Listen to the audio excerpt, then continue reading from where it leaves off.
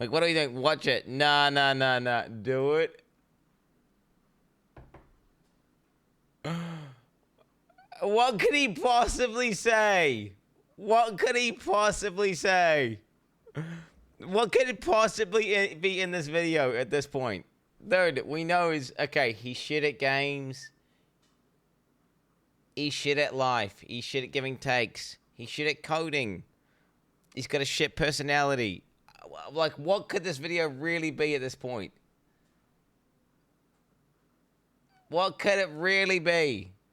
Like, what could he possibly say? Like, he's got a shit taste in music, bro. I seen PirateSoftware. I'm doing a deep dive into PirateSoftware Spotify playlist. Man, this guy likes a bunch of bad music. Look at how bad his music taste is, bro. Like, what are we doing here?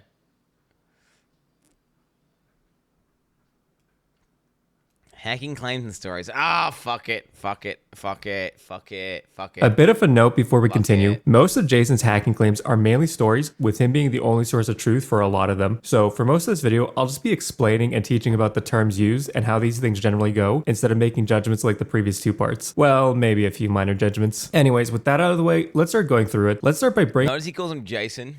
It's like Giga Chad, bro. It's like a low key diss. Okay, because like the people want him to call him Thor, like Thor, the big man. Thor's in the house. So he intentionally goes out of his way to, like, who the fuck's Jason?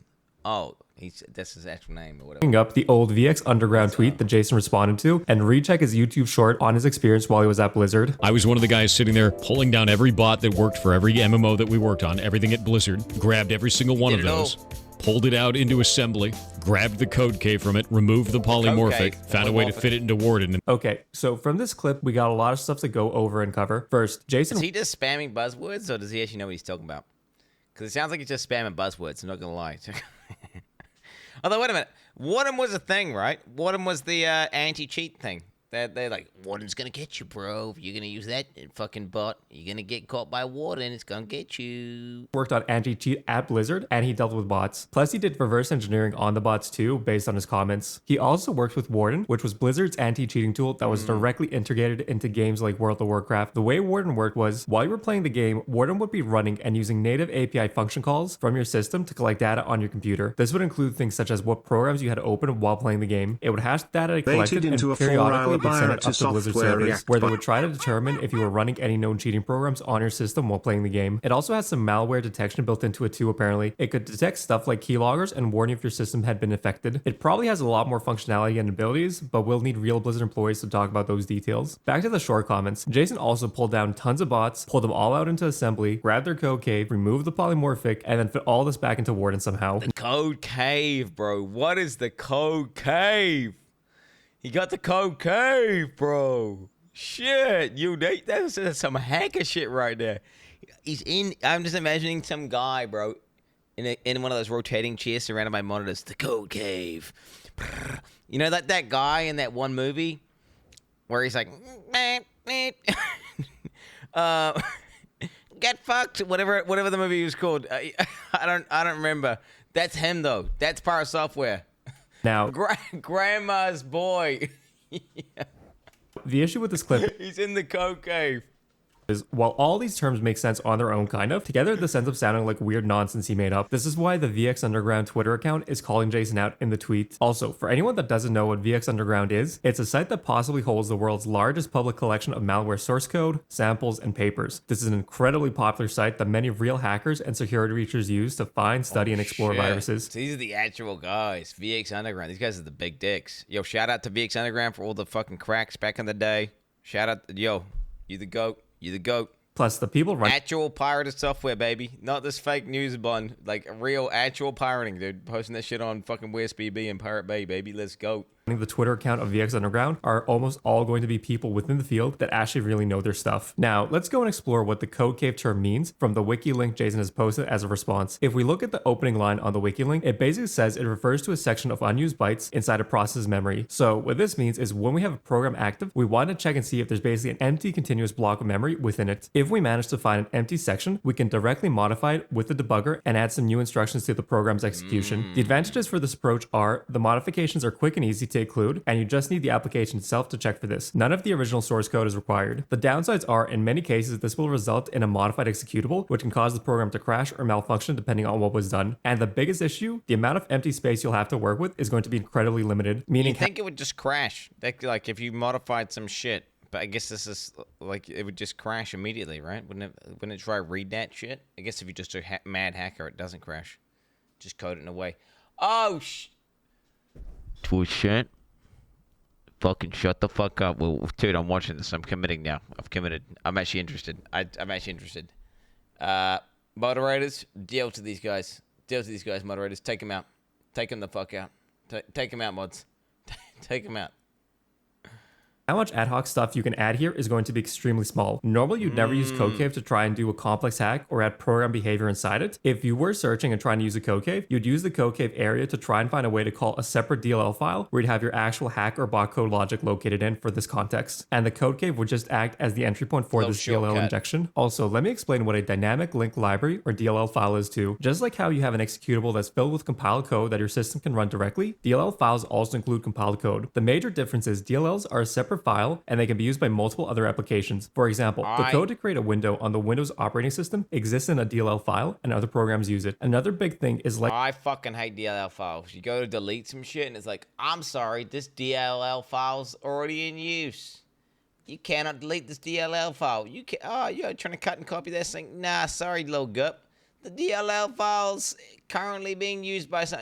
And then you delete, what is it, MS32 or whatever, and then it's good to go. Once you delete that thing, you're good to go. Like the name implies with dynamic, the code inside a DLL can change, and the main program the next time it uses DLL will run that new code. Back to the code cave. I was also curious where the term code cave is normally used, since this is a pretty unusual and not often used hacking term. From what I found, it seems to be incredibly popular within the cheat engine user base circles. For those that don't know what cheat engine is, it's a program that allows you to view an active game's memory and modify the memory values directly. So let's say you were playing a... Of course he's using cheat engine fucking terminologies.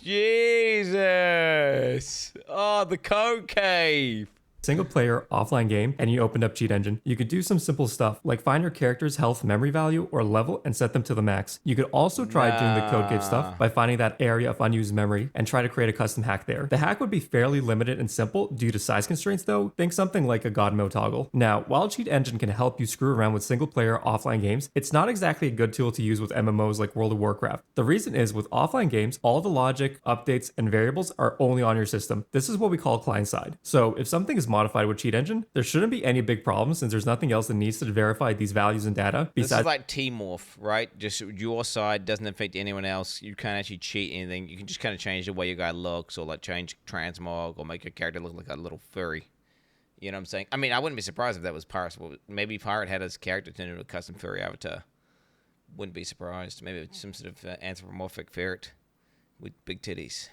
Something like that. The game itself on your system. With MMOs and online games, on the other hand, the sets up in general being a very different story. MMOs have both a client side and a server side component. I mean, you could have put one of the second life skins into the game if you wanted to. You could do anything with that T-morph. I don't know if you could do anything with that T-morph shit. To them. What this means is while the client side can be the game executable, which will be responsible while it's running to handle stuff like drawing and rendering the game itself, the server will be where the actual logic and values are being executed, read, and set to a database. Meaning, if you make changes on your side in this case, then when those values are sent up to the server to update and save, they'll more than likely have lots of checks in place to prevent getting bogus values and to stop cheating. This is very basic when dealing with online requests. Pretty much all servers are built with the idea of never trusting anything a client sends to it, meaning all the values that are made up with cheat engine and sent should be checked and verified again on the server before proceeding within a well-built server application. So let's say someone tried to go from level 1 to level 99 in World of Warcraft. When the level up event happens and the data is sent to the server will more than likely do something like the following. It will read the current database value that has your level, then it will check your level or the XP amount you currently have and the projected amount you've sent. Then it will probably have some safety and anti-cheating checks. For example, something like if you're leveling up multiple times in one sent data packet to the server, that's a pretty clear sign you're cheating and it could flag you and have you banned at this point. Another example, if you tried sending an insanely high EXP amount that should be impossible to get through legitimate means playing the game, the server might realize you're cheating and ban you, or they might have a safety check and cap the EXP value to something more normal and sane for the game. Regardless of what is actually happening within the server logic and what they have in place, the cheat engine approach wouldn't really work in most cases.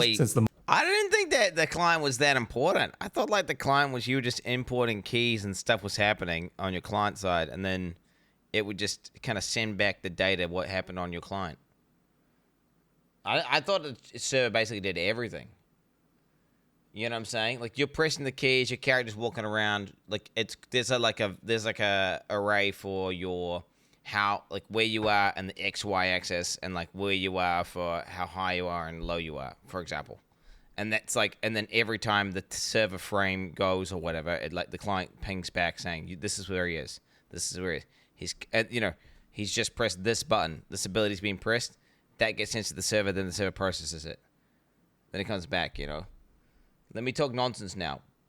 I feel like that's how it would be less like the client did fuck all basically. It's just an update of like what ability's being pressed and where you are and what where you're moving. But then people can also do fly hacks client side, which means they can fuck with character position on server side by constantly updating it. And a very short. I mean, I don't know how the fly hacks work personally, but I've just seen them kind of glitching around. Clearly, they're able to tell the server, "Hey, look, this person's like not where they're supposed to be," but the server just accepts it. Modified I wouldn't know values how. I've just seen them. I wouldn't know anything about fly hacking, Chad. Okay. aren't being used and saved directly on your system, but on the Alright, Blizzard jeez. servers, which, as I just explained, will have its own numerous ways of checking and determining if these cheat values No, I actually did fly hacking in a place in Fly for Fun. I did fly hacking in Fly for Fun, and I had teleport hacking in Fly for Fun as well. But that was all just client side. You could tell the server a different location, right? And that was like something the client did was like tell the server the location, and then it would just update. And that it is what it is. changes are actually valid or not. So if cheat engine isn't a good option for online games and MMOs, how do people cheat, make hacks, and bots for them then? Well, we're in luck. We don't have to guess or speculate, since at DEF CON itself, many famous WoW hackers are there as speakers and actually nicely explain all this stuff for us. Notably, a few good talks to check out are DEF CON 19, Hacking MMORPGs for Fun and Profit, DEF CON 15, Virtual World Real Hacking, and DEF CON 17, Subverting World of Warcraft. Also, a quick fun fact as part of the DEF CON 19 talk, Michael Donnelly is a co-guest speaker. For anyone who doesn't know who that is, he's the creator and owner of MDY Industries, and by extension the creator of Glider, one of the most famous and successful WoW bots. He was raking in around 4 million as peak, and then he got sued by Blizzard and was made to pay 6 million. I remember this. Glider. Yeah. I recognize that. In damages. Anyways, back to the type of hacks, bots, and methods used for WoW. We have a few major types to go over. First, we have the GUI-based macro systems. These are some of the easiest type of bots to make. Basically, you'll have a completely separate program viewing the WoW game window and looking at the on a bot or something. Wasn't it on a bot? Wasn't that what it was called? I remember something Glider. Wasn't it called Honor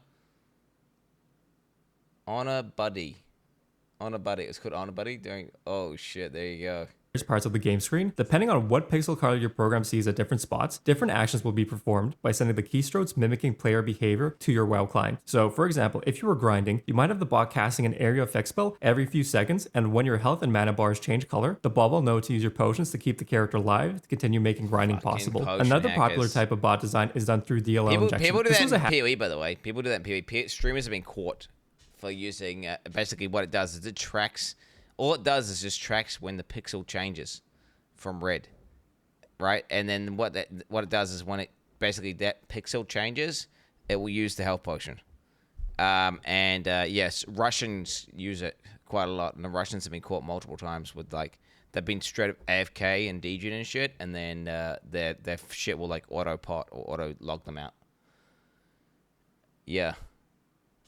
This is the thing. Is he self-reporting? No, this is the thing that people have been caught doing in Path of Exile. This is the thing that in Path of Exile people have been doing. Hacking method I mentioned during the code cave explanation. This is another super convenient method and has few benefits. Since it's running with the game itself, it can have access to data structures and other important info from the game directly, allowing these type of bots to be a lot smarter and more sophisticated than the GUI macro ones. Next, we have the debugger-based ones. These are less detectable than the other types technically, since with these you'd attach debugger and use breakpoints and remote process memory to control things within the game. Based on most of the talks and stories, this wasn't something that was really done or used. More so a method that existed that some... What are we going to do, chat, by the way?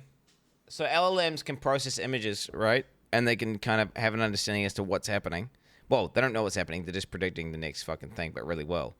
What happens, though, when you have something that effectively it's just looking at the image? It's not injecting to a DLL. It's not reading it's not reading any memory. It's doing none of that.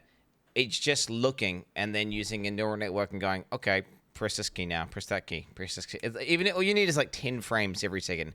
Like condense it down to 320p or something, like, but make the UI really large, and then just get it to do an output like 10 times a second, right?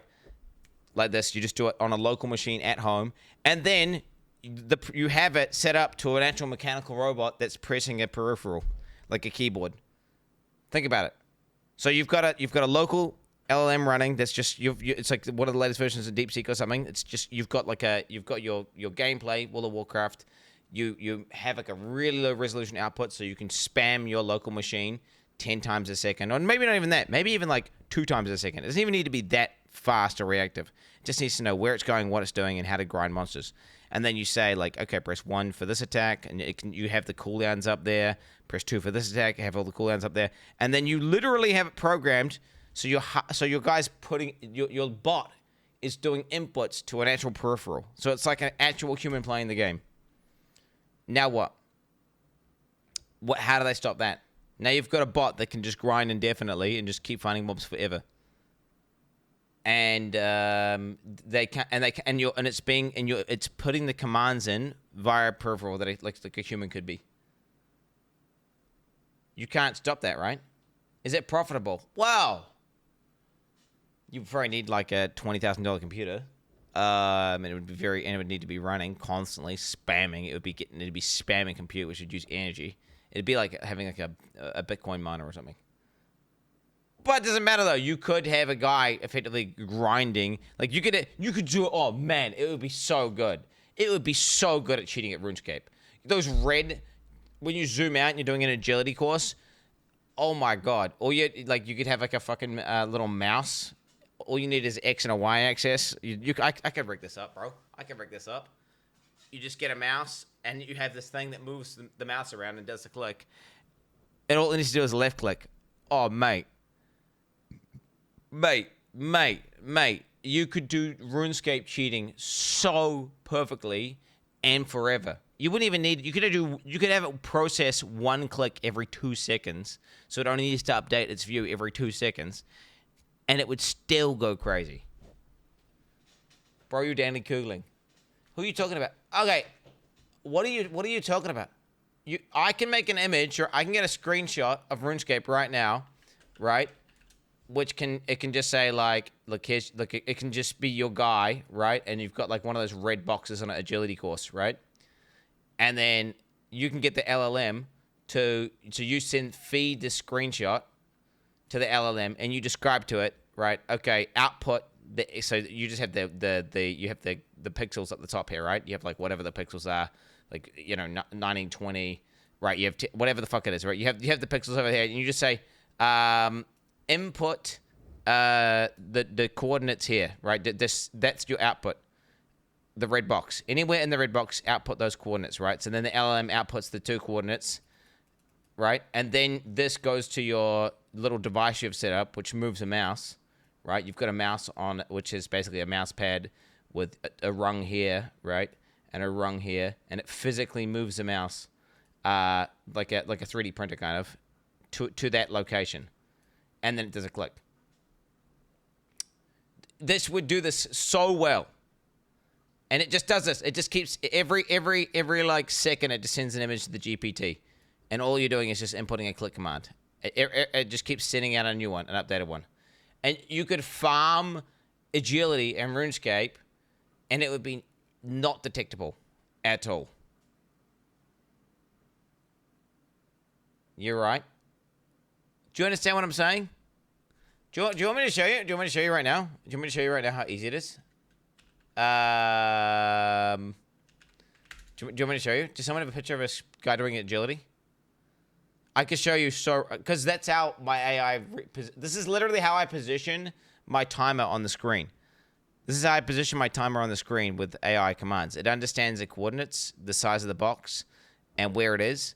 And this is how, you could do the same thing except to click on RuneScape. And you legitimately couldn't detect it. My question is, what are we going to do when bots can do that? MMO is dead? Legit.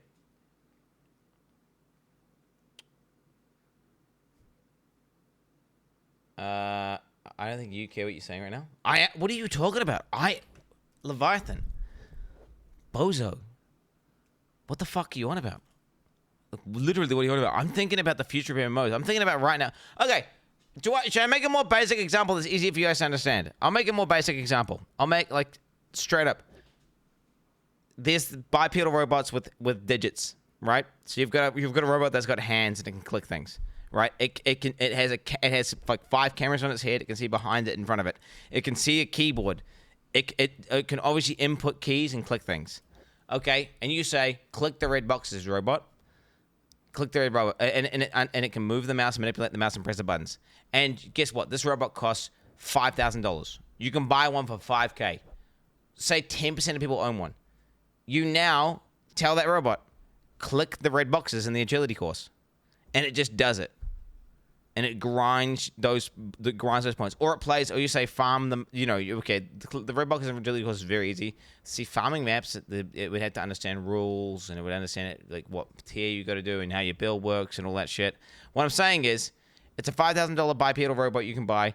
What do we do then? What happens with MMOs? Legitimately.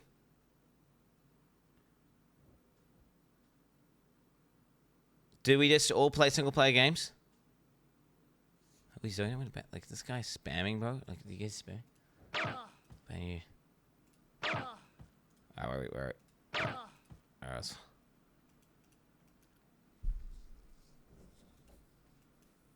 Co-op with it. Legit. Every idle game that's slightly competitive is dead because everyone's cheating. Every multiplayer game that has any grind element is dead because everyone's cheating. Like, we're gonna have to have some sort of biometric interface that has to be constantly connected to confirm that there's a human there playing the game or something. Like, there'll have to be like a 24/7 retinal scan.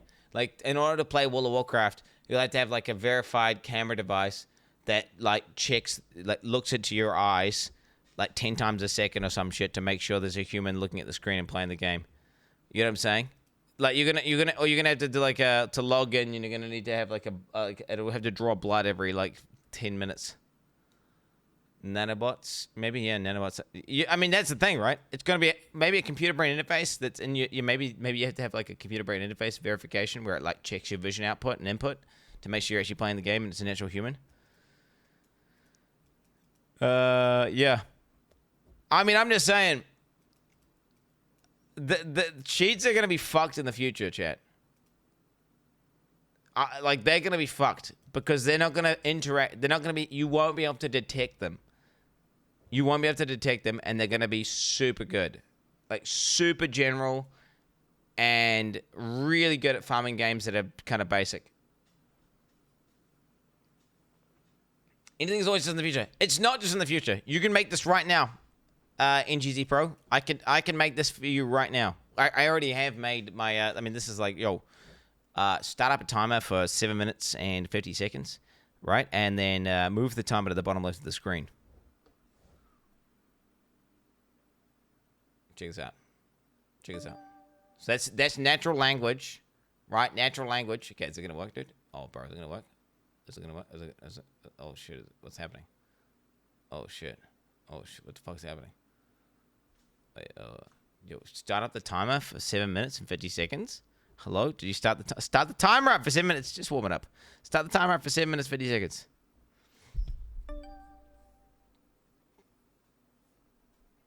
Bro, is it dumb? Is it fucking bro? Is it bugged? What's going on right now? We start up the timer for 7 minutes and 50 seconds, bro. Hello? Can you hear me, dog?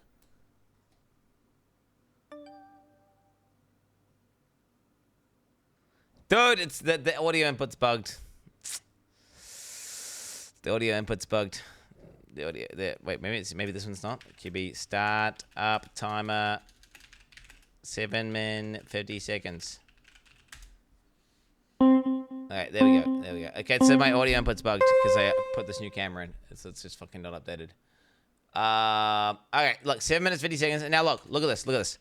QB, move the timer to the right. Let's say the right. Let's just say the right. See it move? Wait. Let me see it move. There it went, dude. It went. It moved, dude. It went. Look, it went. Let's go, like, move the timer up and right. Yeah, I didn't say to the far right. I'm saying it's relative to where it currently is. See how it's going up and right? Because it knows where it is and it knows where to send the commands. This literally is that. That is a RuneScape bot. I have a RuneScape bot. If I gave it a picture, if I gave it a RuneScape image, right? Which I can do that, by the way. I can say, like, what's it looking at, and I can say move the timer to the red box. All it's doing is it's going to send you coordinates for the red box. It's going to do it repeatedly and super well, over and over and over again, consistently. Prove it? I can prove it. What do you mean? I can prove it right now. Wait, someone send me a screenshot of the agility overlay. Like, someone send me a screenshot of the agility overlay right now. Someone send me this. I can prove it right now. Watch.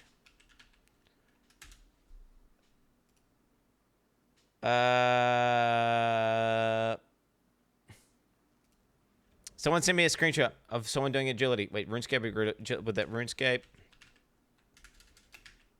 agility course. What, you're saying it can't be done, right? You're saying it can't be done. Red box. What's it called? RuneLite. Some shit like that. The fuck? No one's got an actual screenshot of, like, the red box mechanic. Red box.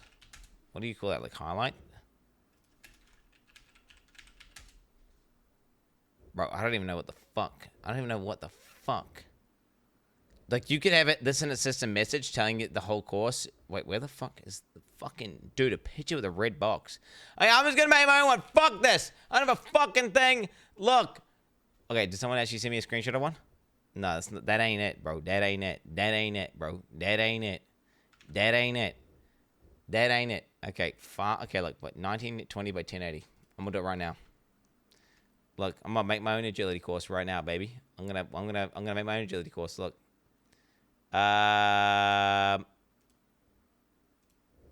Look. There's a red box. Look, and then, I mean, it'd be way better to show you with a real image, because you're going to say, of course I can do it like that. So, what's this? I don't trust this. What is this? No, okay. So, what the fuck? Wait, I remember, like, a red box. Wait, it says image as. RuneScape, Agi. Alright. Check this out, bro. Check this out, bro. Check this out.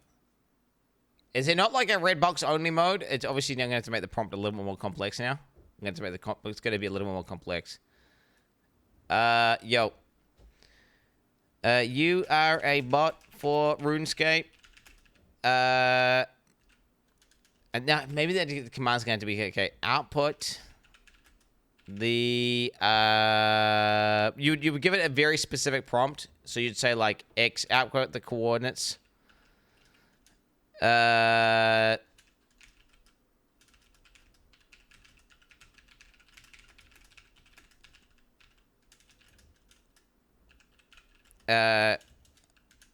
This is a 1920 by 1080 monitor. Output format like this. X equals whatever. Y equals with nothing else. Okay, let's go. I don't know if he's gonna be like, yo, I cannot be used to cheat. No, 9444. Okay, and then, okay, this output here, right? We could actually, if we want to, we can calculate this. It's probably clicking here, right? Let's see. Where's it clicking? Should we find out where it's actually clicking? Because we haven't given it a very good description. This is a very general description here, boys. But if we get this image now, put it into Paint, you can see how this can be used, though, right? You can see how this can be used. Now, all you're doing is you're getting that output, right? This output here, and say it's so. Wait, do we have a? Does it have me? Where are we got? 944 by 548. Where are we at? 548. Where's he clicking? Where's he clicking? 944-548. 9.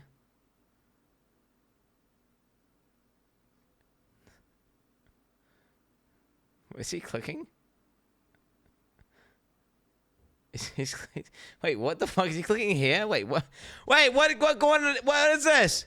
What that? Wait, this is a terrible screenshot. This is a terrible screenshot. What is that? Dude, you haven't screenshotted your whole fucking screen, have you?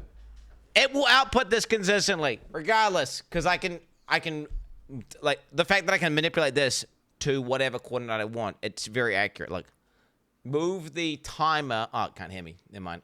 I have to do it. The text is not working. I can normally talk to it in natural language, but I just have to actually add that. To-do list, fix the audio input to AI. Move the timer to the. You can say, you could describe it. You could describe a coordinate, or you could say like top right of the screen, right? In the top right, it should just boom. It just figures it out, and that's actually if you look at the borders. So if you actually look at the borders of the thing, so it looks like it's like, oh, that's not the top right, but it actually is. If you actually look here, chat. Using an LLM to do a task that can probably be done with less than a few hundred lines of Python is like using dynamite to clear out roaches in your room. Almost pirate software level of efficiency. No. But what I'm saying is, it can just look at like it can have a screen. You could have a video camera, right? You could have a video camera pointed at a computer screen, right? And it can do a hardware input like a human would, and there's no way you can detect it. The point that I'm making is, it can do this, right? And then all you do is you make the device, right? You make the device that is just, it's just, imagine a mouse pad with 2 middle rungs, and you make a physical mouse with a clicker, and then boom, a video camera pointed at a screen, LLM that updates. It could, you know, you have it running locally, right? You have it running locally on one of the fucking new Macs, and you've got a video camera, a computer screen, you've got a mouse with a clicker, boom. You can now bot any game that's effectively like, just click here, or you know, you can if you're doing a game which is like grind monsters in a zone, you can easily do that as well. And then what do you do then? What do you do then? You already can. Well, I'm saying, well, there's no, dude. Games in the future are fucked. Is what I'm saying, aren't they? Like multiplayer competitive gaming is fucking ruined. Like the MMO gaming. When I say in the future, it's not in the future. Right now, you can fucking cheat in video games and have no way that they could detect it. Okay, for games that are low skill, right, don't require you to have high APM, and it's like, oh, I'm talking like RuneScape, World of Warcraft, any sort of like grinding farming game. Any game that's grinding high, you could just do that, and there's legitimately no way they could ever detect you're cheating. Outside of saying, look, this person's been logged in for 48 hours straight and has been grinding the whole time perfectly, just doing agility courses. That guy's probably a bot. You know, that's how you would have to figure it out. You know, you'd have to just, yeah. But then you can get false positives, exactly, and Khan will get banned because Khan actually stayed logged in for 40 hours doing agility, and now he's got banned. So, rip. Make an error, don't believe it. I just made it, right? I don't understand. This is literally, it's just making it. Like, it's you can do that. This is a thing you can do. Hey, anyway, interesting thought experiment, though. And, honestly, I think all it means is, guess what, chat? You're just going to have to play with people that you trust. So, the future of gaming is going to be either A, biometric testing, like some sort of like device you have in your house that makes sure you're a human and you're not augmented or something, playing the game, right? So some sort of verification device. So like to play League of Legends, maybe you have to buy like the League of. I can imagine a world where if you want to play League of Legends and ranked, you have to basically buy a device which either plugs into you or like looks at you to make sure either A, you've not got some sort of robot playing for you, or B, you've not sort of augmented your own brain to have some sort of advantage, right? Plugged in. Yeah, just a future, like a sync. If maybe we all need computer brain interfaces to confirm you're not cheating. I don't know. Nobody cares enough to do all that. Well, imagine this, right? A pair of glasses you put on, right? You put on a pair of glasses and it's got turbo HUD. It's memorized every map layout. It knows where every fucking it knows every tile set. It can see every single monster that's on the screen. It's checking your character stats and how much damage it's doing. It's got like values that you couldn't have otherwise. And you basically have a cheat overlay on a pair of glasses. It's not interacting with the game whatsoever. It's not reading the code. It's just doing that live. All that is cheat. Well, I mean, how are you going to stop them from cheating? So now you're playing League of Legends and you've got basically a hack overlay like that's on a pair of glasses. I mean, there's so many ways to cheat in the future here that are going to be so impossible to detect, and you're going to have some real invasive shit in order to make sure it's not happening. It's kind of like, dude, chess. That's what it's like. Bro, wait a minute. How does chess function in the current year with non-cheating? Because everyone can cheat with chess, and it's not detectable. Right? Everyone can cheat with chess. But they've got... People use anal beads, right? As a way to, like, get cheats in. People have, like, where they clap or they cough at the right thing or they fucking do some bullshit like that. Like, there's shit like that. You don't know about the anal beads meme? Basically, Magnus fought this guy who effectively, he put anal beads in his ass. But they're basically these smart, like, hooker ones where, I don't know if you know on Chatterbait, people buy these beads. Like, I've seen them when I was looking for, like, stuff for live streams, like devices. And anyway, you basically can buy these beads that can sync up to, like, Stream Elements and sync up to whatever donation you're using, so, like, whatever donation software. So when someone donates, like, $100, your anal beads will, like, vibrate. And anyway, the idea is that someone just hooks into the API there and then, you know, basically will, like, vibrate them in such a way. You have, like, a basically Morse code to tell a person where to move his things to cheat. This is legitimately, like, a strategy. I do that on the daily. He knows too much about this. Yeah. I'm hooking into the API. Yeah. Could you... The programming the beads wouldn't be that hard.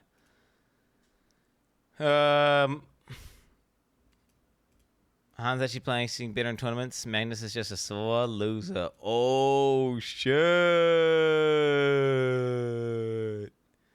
There it is, bro. There it is. The thing is, if chess can still exist in the current year and everyone can cheat without being detected, then other games can exist. So maybe you don't need some sort of... But then again, you look at what happens at a chess tournament now versus what used to happen.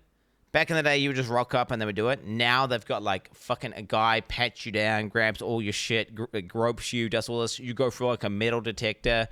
You're in a room and there's no one else around because they can't have anyone signaling. So it's one of those things where they have all this shit now. They're doing a cavity inspection to make sure they ain't got no... Really, the professional chess tournaments have metal scanners and they pat you down because of all this, because there's so many ways to cheat.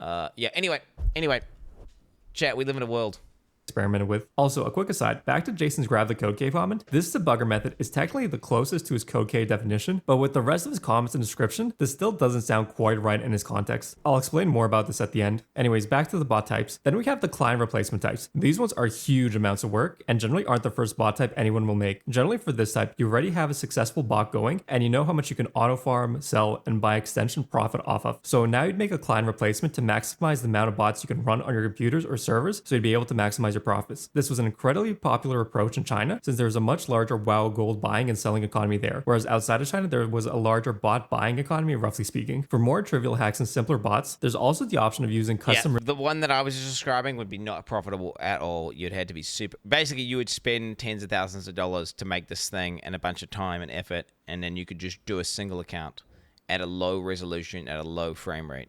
So. Lua scripts. WoW includes Lua as their scripting language of choice and exposes various API options to customize certain things about the game, UI being one example. A side effect of having Lua included is a lot of function names will be in plain text and easier to search for, meaning you can try to hijack or use them for hacks purposes. With those bot explanations out of the way, I think it's largely safe to assume the type of bots Jason was dealing with at Blizzard were most likely the DLL injection type since he was pulling them out into assembly. Plus, the DLL approach was the most common method used by the bot makers during this time period, and we have some confirmation from the DEF CON talks for this too. Now, let's go back back to Jason's polymorphic code phrase. If we look back at his tweet, we have a big problem here. Jason says polymorphism can be described as polymorphic code. The problem is these are two completely separate concepts and terms. Polymorphism is a program term and polymorphic code is a virus term. Let's start with the polymorphism explanation first. Let's say we're back in C++ land again and we have a class called animal and Polymorph is a spell, bro, that turns a guy into a fucking animal. Let's not get it twisted, okay, brother? has a function called talk. Now let's say we create two other animal classes based on the initial animal class. Let's say we have a dog class with a talk function that says woof and a cat class with a talk function that says meow. Now let's say we have a list of cats and dogs. What we can do, since both classes are based on an animal, we can grow through them generically and call talk on each animal type of object in the list. Since each one will have their own unique talk function, the behavior of the program will change depending if the dog is saying woof or the cat is saying meow. Now, one thing to note, polymorphism will change the behavior a function has within the context of the code. It won't change the assembly structure of a program, since both talk functions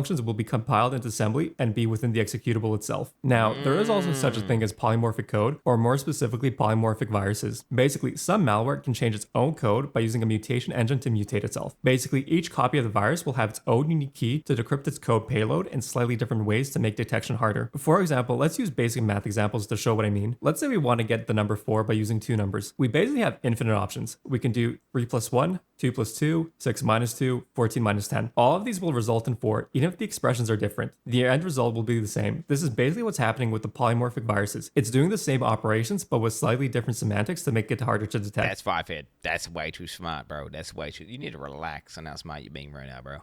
Now, you might be asking, if the virus is still doing the same thing, why doesn't anti-cheat or antivirus manage to detect it? So I'll give a quick rundown of some simple methods antiviruses and anti-cheat use to detect threats. Most antivirus and anti-cheat tools will check for a few quick and basic things, like the ID or name of an application. Another way these tools will detect malware is they have a huge database worth of assembly and script blocks that are commonly used in malware. So when they're checking over a program and they detect a matching block of code to their database blocks, they can be pretty sure the program is malware. Okay, with all those explanations out of the way, let's go through Jason Short again piece by piece now. I was one of the guys sitting there pulling down every bot that worked for every MMO that we worked on, everything at Blizzard, grabbed every single one of those, pulled it out into assembly. All right, so we managed to get his hands on the bot programs and was doing reverse engineering and trying to debug them directly in assembly. This makes sense so far, with the most likely bot types being the DLL injection ones again. Grabbed the code key from it. And we have a problem. The code key being used inside the bot would not matter at all. A code key's purpose is to inject or call other code inside the program. The bot makers don't need to hack their own bot program to run code. This doesn't make any sense at all. The code caves would exist inside the Blizzard game files, not inside the bots. Also, you wouldn't be grabbing a code cave from any... Bro, he was getting the code cave,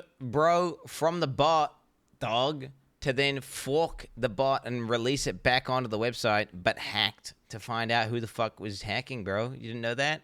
He's hacking the hackers. It's a reverse hack. You're not keeping up, bro?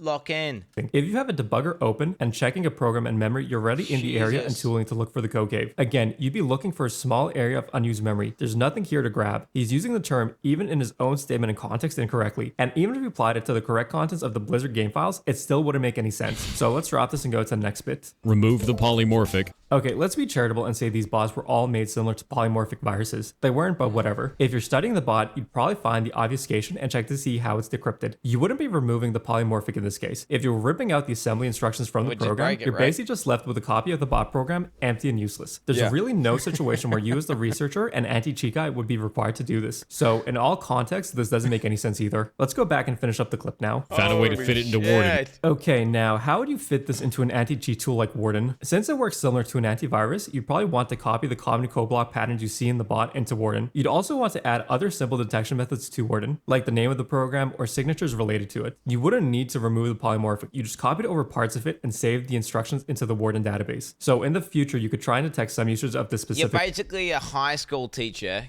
grabbing bits of someone's essay and you're running it for a searching program that searches the internet to see if there's a match. Right? That's what you're doing, isn't it? Like, that's the reality. Bot. If we're being charitable, we could say Jason misspoke multiple times in a row in that sentence, and he wanted to say something like the following. We got our hands on a lot of bot programs, and most of them were of the DLL injection type, with the injection method used being exploiting the Blizzard game files directly. The bot makers were smart and added polymorphic payloads to make detection difficult, but we managed to find unique enough patterns to add to Warden to make detection of this bot type possible. Do I think he knew this is what he was trying to say? Well, I think it's pretty clear if you watched my previous videos where I explain how poor his coding abilities are and understanding, or if you watched any of his multiple puzzle game streams. games where you see him cheating constantly? I think you won't be surprised when I say hell no. And I assume he had no clue what he was trying to say either. Yo, 71G was exposing PirateSoftware, bro. Yo, when you're getting exposed by 71G, bro, the guy, he's like smoking a blunt. Dude, like, what the hell going on here? There ain't no way you could know that.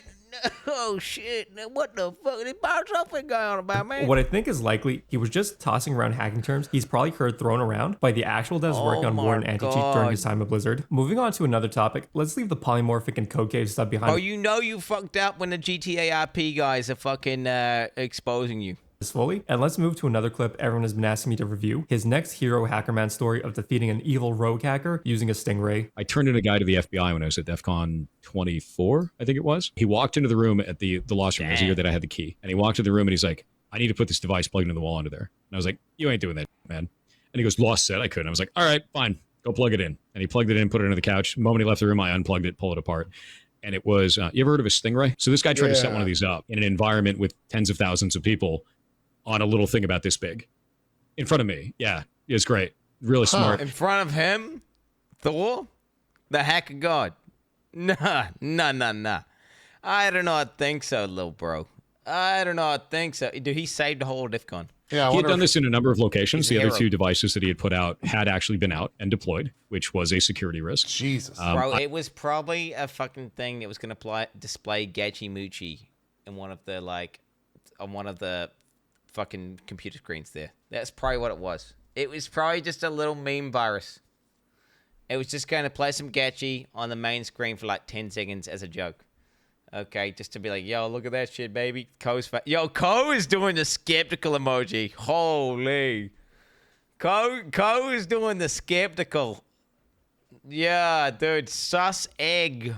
Bro, sus egg. I took the device, immediately dumped all the information off of it. I actually looked at it. It had 4 screws on one side and 3 on the other side, so I knew which side was the access point that he was accessing because he had dropped a screw, which was thankful because things like this could be trapped. You know, there's all kinds of crazy that people can do. Opened it up on the other side, took out the SIM card that was in it, took out the memory card that was in that, popped the memory card in my machine to go look at the logs the guy had through it, and I was like, oh, this is really bad. Took all that, took it to the FBI contact, sat in a room for like 4 hours. They found the guy. He revealed where the other devices were. They arrested him. That was the end of it. And I think they gave me a challenge coin for that. I think I got an FBI challenge coin for that one. So a stingray was originally a specific device. He thinks he got a challenge coin. He thinks he got the challenge coin. He doesn't know. Dude, he said so many challenge coins from the FBI. He doesn't even know when he gets them, brother. Created by the Harris Corporation, which would intercept and eavesdrop on mobile phone traffic and location data. It was essentially a fake mobile tower, acting as an in-between the target mobile phone and the real service provider towers. This is what's considered a man-in-the-middle attack. These devices are in widespread use by law enforcement agencies across various countries, notably the USA, the UK, and Canada. These days, though, Stingray has become a generic name to describe these types of mobile phone intercept devices, and not just the original Harris unit. Now, there's a few holes in Jason's story surrounding this. First of all, he sounds unsure if he won an FBI challenge coin or not, which I think is a pretty big issue. My reason being is he constantly shows off his DEF CON badges and wins. Like going to his Potato Sack Twitter account, his pinned message is DEF CON badge wins. If we go to his main PirateSoftware Twitter account, every time he gets criticized or questioned, he pulls out his DEF CON badges and wins. His LinkedIn also has all 3 badges included in his honors. His Reddit intro posts also have his DEF CON badge win. He shows them off multiple times on stream and posts about them multiple times per. This is cope. This is cope, bro. He is coping, bro. Holy. Bro, this is like guy who got carried in 5v5 arena at World of Warcraft in 2002 or whatever. You know, and they just won't stop talking about how that one time they're like, yeah, I got Gladiator. Yeah, I was like the top guy. I was the most elite dude. And they're like, keep linking their achievement. And it's like, the achievement is from whenever achievements were added into the game. It's so old. Yeah, no, that's what it is. I'm not blaming or holding this against him. Feel free to be proud of the stuff you got. The issue I have is if he's willing to showcase his DEF CON badges and wins basically at a minimum of like 4 to 5 times per year, every single year, why has he never shown his FBI challenge coin? I even managed to find him showing off his Blizzard Battle.net coin, but nothing related to the FBI coin. Considering how much he loves to share his achievements in personal life, he would have shared or talked about the Stingray and the FBI challenge coin at some other point besides this one podcast. You want to get it, mate. You can't just show off the FBI coin, mate. Okay, you don't want to get it, dude. Stop. Next issue with the story is there's no other record or people to corroborate the story. I couldn't find any mentions of a widespread mobile attack at DEF CON during any of the years he was present there. Lost, the owner of the room Jason was staying at while this happened, doesn't seem to have posted anything about it either. No other attendees mentioned there being any. It's because he made it up. It's because he made it up. All right? He's like, bro, I just stopped this fucking underground hacker trying to take down the whole of DEF CON in my room. Which, he was in my room, bro, and I told the FBI, bro, they gave me a coin, but I fucking lost the coin, man. Or at least I think they gave me a coin. I can't remember, but trust me, bro, I was fucking there, bro, the FBI. The other Stingray devices notice either. It's hard to imagine a tech conference with more than thousands of people that are all largely tech literate and knowing to practice device safety, and no one besides Jason noticed someone trying to monitor their phones with the Stingray. It's just way too hard to believe. I'll cut this part short since beside the clip, I couldn't find any other info tied to this. Given how often Jason lies and over-exaggerates different stories, I'm inclined to say he's lying on this one too. Streamers and lying and the stories, man, and over-exaggerating.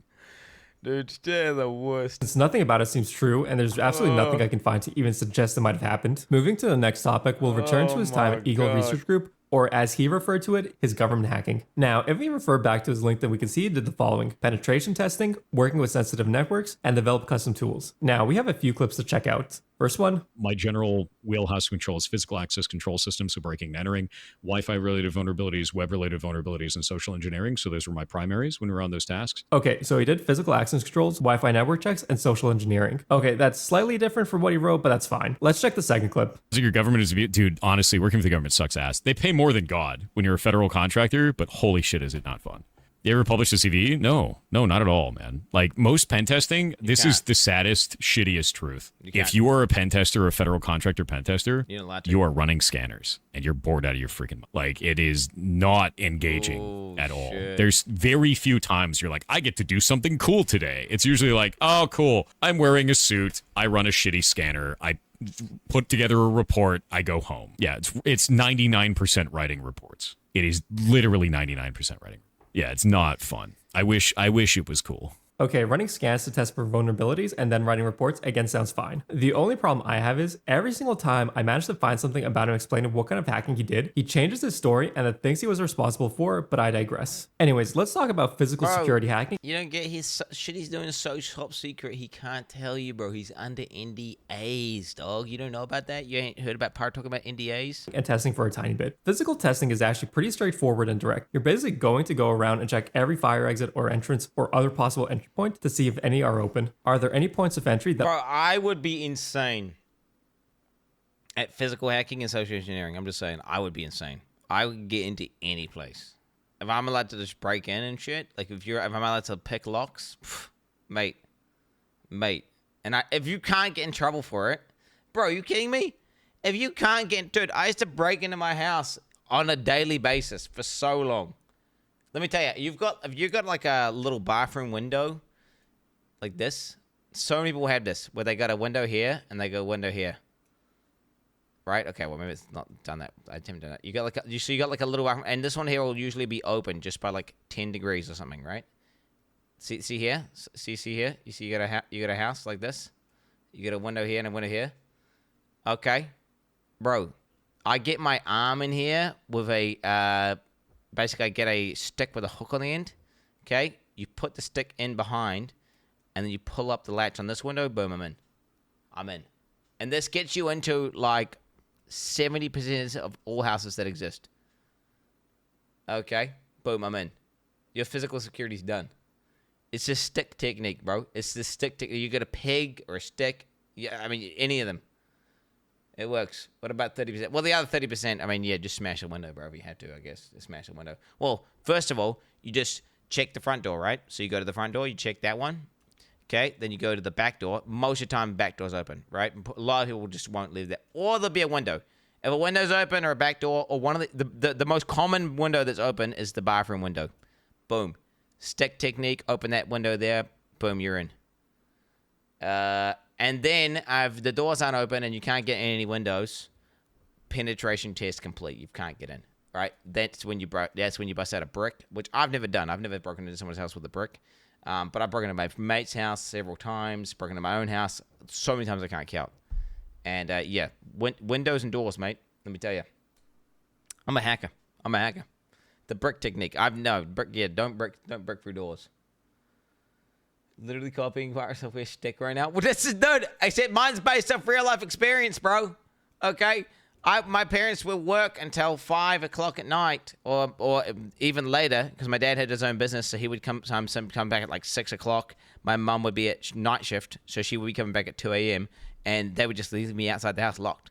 So I had to break into my house. All my sisters had left. It was just me, so I would just have to like get into the house every time. I'd have to break into my house. I would just do it. Some days I would legit. They would have had all the things closed, and I couldn't get in. And I'd just sit there for hours doing nothing. It is what it is. Don't have a key. Never had a key. Always just had to break in, or hopefully they just remembered to leave it unlocked. It is what it is. Keys didn't exist. Aren't guarded or locked. In fact, DEF CON has a couple of great talks on this exact topic. One of my favorite stories from these talks is how to defeat those glass office double doors you see at most modern office buildings, with the little keycard employee scanner next to it. Now, I'm sure most of you are thinking some advanced hacking techniques are needed, like figuring out how the keycard scanner works, then making a fake card with the right data on it, or something else that's like movie-esque. No. But now, you want to know the real way you defeat those door security? You go and buy a cheap $1 spray air freshener or a perfume bottle, and you point it directly at the top of where those doors meet, and you spray a tiny bit. Some office and door combos have a sensor at the top in case of a fire or other type of emergency. So by spraying a thick spray near the sensor will trip up and assume there's a fire and lock itself, letting you open the doors normally without a card, and in many cases, no alarms will go off. Bro, imagine PirateSoftware rocking up to your place with some air freshener, dude, and then he does that, and then boom, it's got like the fucking fire shit goes off, pisses water over all your computers, everything breaks.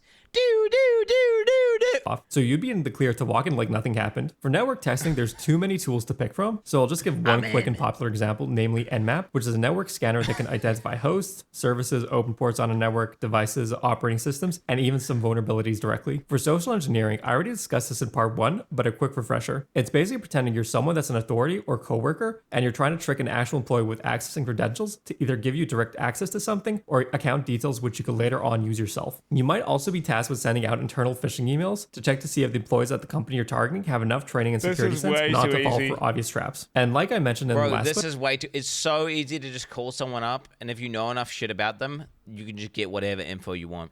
It's actually fucked. I've personally had to deal with this. Hello, yes, it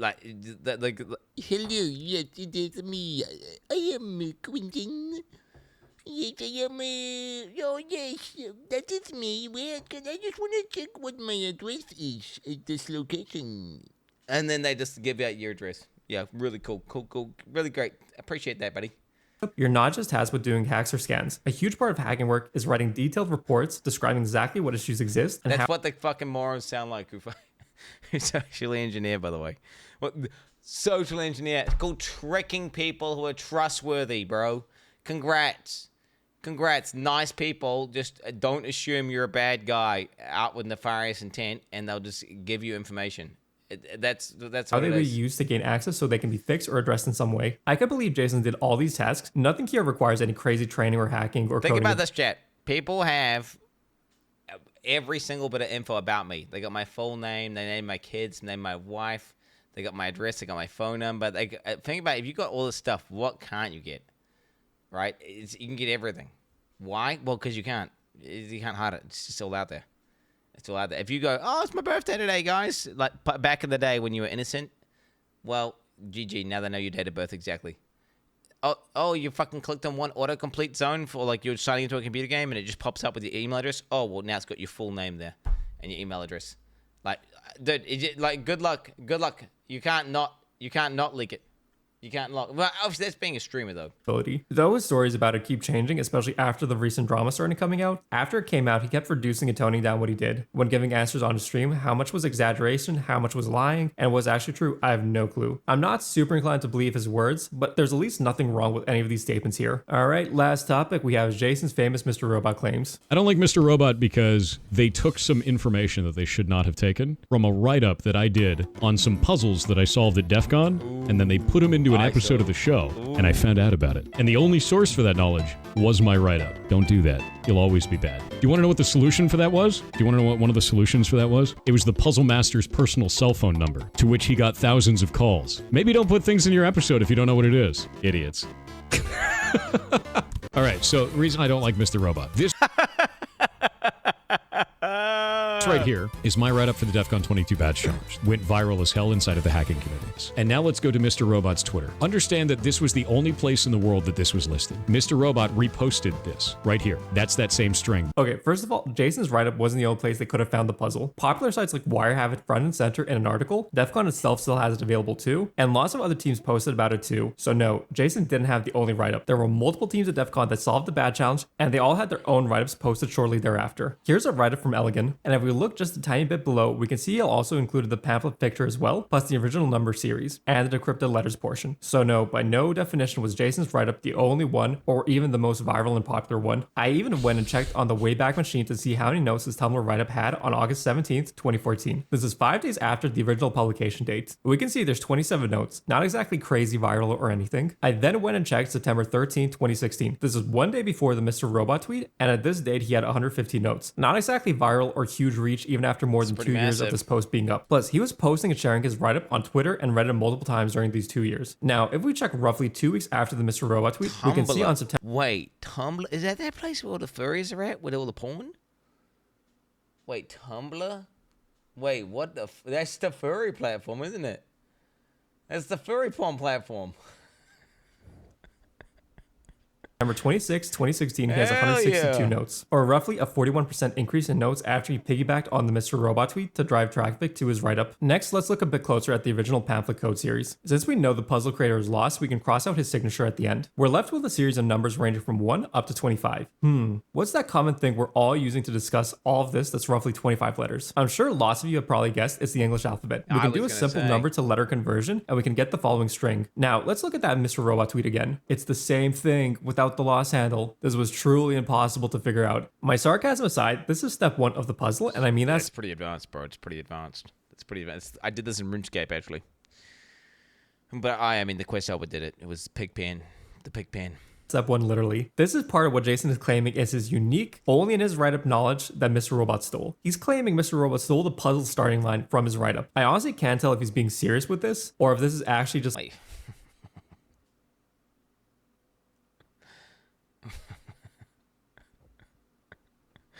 Yo, that's crazy. It's like a decade-long social engineering experiment plus a little trolling mixed in. Anyways, let's pull up Elegant's walkthrough for the puzzle and see what they did from here. After they converted the numbers to letters, they did a road 13 on it. Road 13 is a simple letter substitution cipher. Basically, the letters of A to M are moved 13 letters up, and the letters N to Z are moved 13 letters back. Then we get the following string. The parent pages will help you find your calling, but don't be duped. Cut down the woods, they be air dish. Lost. Okay, now there's a few clues in the string. Notably, parent pages at the start. If we search this up, we'd find the parent numbers Wikipedia page. Thankfully, we don't need to worry about any crazy math stuff, and we just need the function pfn results, which is the row of 3, 0, 2, 3, etc. Next, we need the second part of the string clue. The woods, they be air dish. If we search up those words, we'd find the air dish woods numbers Wikipedia page. Again, we don't need to worry about the math behind this. We just need the first few air dish woods numbers, namely 16, 22, 34, 36, 46, and 56. The next part basically relies on a separate pamphlet that has additional numbers. Here's what the original DEF CON 1 looked like. Anyways, we just need to pull these numbers out that are vertical and horizontal. If we look at the number set, we can realize they're hex values, and we can convert them to ASCII characters to get the following string. ASCII. The last step needed to solve this is part of the clue, cut down the woods, they be air dish. So we'll remove those matches, which leaves us with 251, a secret exclamation mark, which was where the Mr. Robot DEF CON 22 bad challenge reference stops in the Mr. Robot episode. The Elegant write-up continues for a fair bit more, but let's stop here since this was the end of the context we needed for the Mr. Robot claims. Seeing as we could solve the Mr. Robot tweet challenge using Elegant's write-up, it proves Jason's write-up wasn't the only place that had this knowledge. Now, to some other important points, Mr. Robot has consultants with the tech stuff for the show. If we look at who's a consultant for the show, oh, Jeff Moss is a consultant for the show. For those of you who don't know who that is, he's known as Dark Tangent, and he's the founder of the DEF CON conference. So let me spell it out for everyone. The guy who founded DEF CON and knows what goes on at DEF CON is a consultant on Mr. Robot and decided to use a puzzle from DEF CON, his own conference, on the show. Anyways, another... Wait, what the heck? Dude, I remember when PirateSoftware said that they stole it from him. He was Mr. Robot.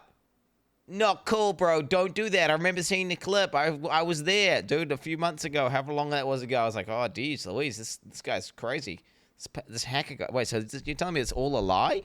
It's another lie? Be better, man. Be better. Nah, don't do that, bro. I'm Thor. Bitch. Fucking Mr. Robot stealing my hackathon things that I sold myself. I did a write-up. I'm the only one. I'm the authority of this bitch. issue, Jason blamed Mr. Robot for sharing Lost's phone number. First of all, this phone number isn't Lost's actual personal phone number. Lost is the main puzzle creator for DEF CON since like 2022 and an actual hacker plus security engineer. There's no way as part of a simple puzzle he'd be releasing his own personal phone number as the place to call to get a clue for additional steps. Second, Lost was happy and honored that Mr. Robot included his puzzle as part of the show. And if we check Lost... I'm flattered and I really like the show. It's okay, guys. No need to attack. He's doing great. What do you mean? PirateSoftware said, it's not cool, bro. You don't do that to my shit. Nah. What are you talking about? Instagram, we can even see he joined Mr. Robot at some point as an additional creative consultant. So clearly... Motherfucker works there. Motherfucker works on Mr. Wait, he works on Mr. Robot. There's no bad blood between Mr. Robot, Lost, and the other DEF CON adjacent people. The entire beef and issues were Jason's own made-up story. With that, let's wrap this part up. There's probably a lot more hacking stories I didn't find or touch on from Jason, but given how basically none of his stories stand up to scrutiny... Yo, he's delusional, man. He's delusional. That's crazy. I didn't realize it was that far off. I thought, like, he was just overinflating the story a little bit, right? But that's just like, not only is it unhinged, it's like the motherfuckers like work on the show who made the puzzle. It likely doesn't matter too much. Something else to note, ever since the second big wave of drama started, Jason has also gone and started changing his stories and toning down his claims. In fact, in one stream just a few days ago, straight from the horse's mouth, we have this. What kind of dev work did you do at Blizzard? I didn't do any dev work at Blizzard. I've never said that I did. The internet has done some weird shit where they said like, oh, he said he's a dev for 20 years at Blizzard. Seeing as how now he admits to never being a dev and never did dev work at Blizzard, I wonder how long we need to wait for this new confession saying he was never a hacker and we were all lying and putting words in his mouth. Truly insane behavior, dude. Yo, that's crazy. That's crazy, bro. Oh my god. Just when you thought the pirate rabbit hole couldn't go any further, he fucking pops off even harder. That Mr. Robot shit was nuts.